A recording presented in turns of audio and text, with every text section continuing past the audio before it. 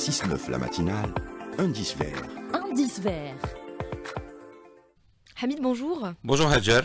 Le développement durable d'un territoire a besoin d'un vecteur stratégique, la mobilité.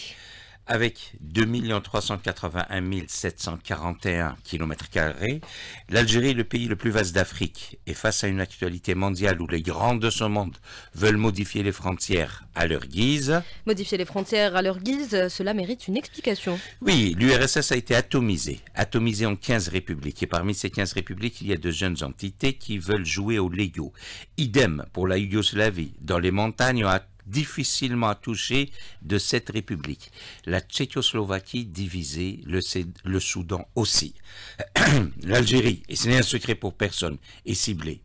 L'Algérie, mec des révolutionnaires, est ciblée pour ses engagements en faveur des causes justes. Et quand on est ciblé, il faut se donner les moyens, d'abord de résister.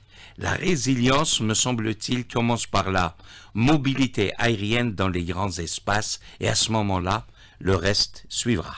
Franchement, je ne vois pas le rapport entre la dislocation des États et la mobilité. Un ou deux exemples à nous donner, Hamid? On va faire un tour à Tamanrasset, de préférence en Boeing. Disons que l'Airbus, oui, est capricieux.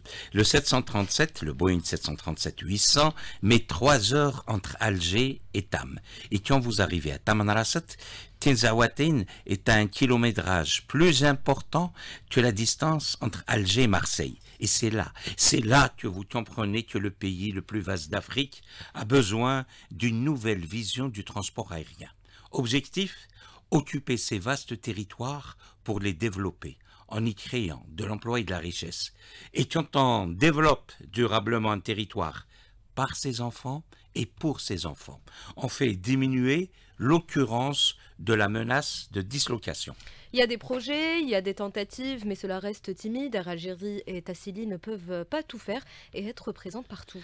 Exact. Il faut une nouvelle approche du transport aérien. Une approche réaliste et fonction du terrain. Et sur le terrain, il y a une bonne centaine de bandes d'envol inutilisées, mais qui peuvent servir aux commuters, les avions de transport régional de moins de 20 places, dans le sud et le grand sud algérien. Les pilotes sont là, restent les avions, et c'est là le big problème. Pour une compagnie aérienne agréée en bonne et due forme, pourquoi acheter un avion est problématique? Il se trouve que la réglementation algérienne actuelle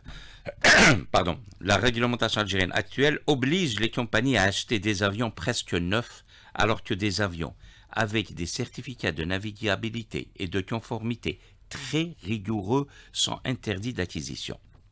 À titre d'exemple, des avions de 15 ans d'âge volent toujours sur les 5 continents avec les mêmes certificats que ceux des Boeing d'Air Algérie.